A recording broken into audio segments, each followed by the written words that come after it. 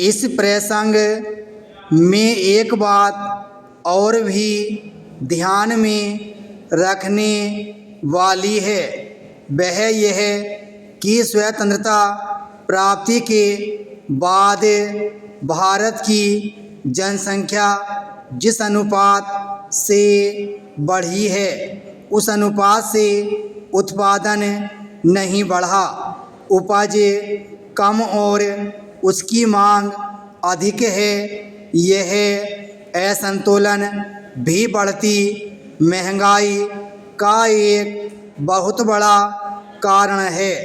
इच्छाओं का विस्तार, रात ही रात में धनी बन जाने की इच्छा, प्रदर्शन या दिखावा करने की प्रवृत्ति, इस प्रकार हर तरह के असंतुलन को ही हम महंगाई बढ़ने का मूल कारण कह सकते हैं।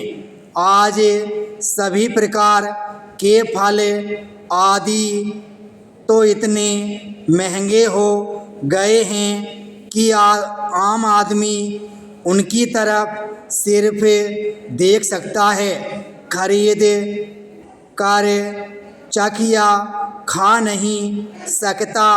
वास्तव में थैला भरकर नोट ले जाने पर जो कुछ मिलता है वह एक लिफाफा भर भी नहीं होता। महंगाई के जाल से छुटकारा पाने के लिए सबसे पहले राष्ट्रीय स्तर पर दृढ़ संकल्प और कल्पनाशील इच्छा शक्ति की आवश्यकता है। इसी के बल पर हर प्रकार के भ्रष्टाचार से लड़कर महंगाई के बहुत बड़े कारण की जड़ काटी जा सकती है। इसी प्रकार निरंतर बढ़ रही जनसंख्या पर अंकुश लगाना भी बहुत आवश्यक है। हर प्रकार की वस्तुओं का उत्पादन, उनका सुनियंत्रण भी बहुत आवश्यक है।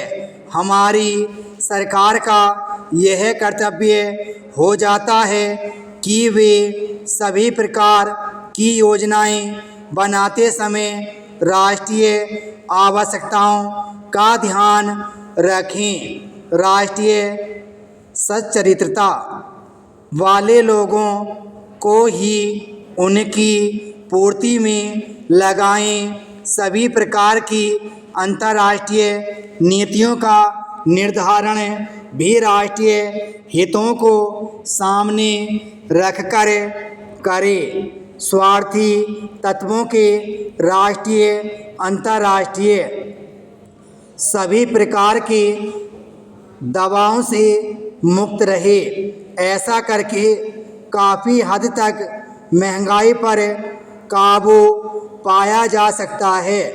सरकार के साथ साथ स्वतंत्र राष्ट्र का नागरिक होने के कारण हमारा भी कर्तव्य हो जाता है कि हमें अपनी इच्छाओं और स्वार्थों पर अंकुश रखें। केवल अपना लाभ नहीं, अपने आस पड़ोस वालों के लाभ का भी उचित ध्यान दें।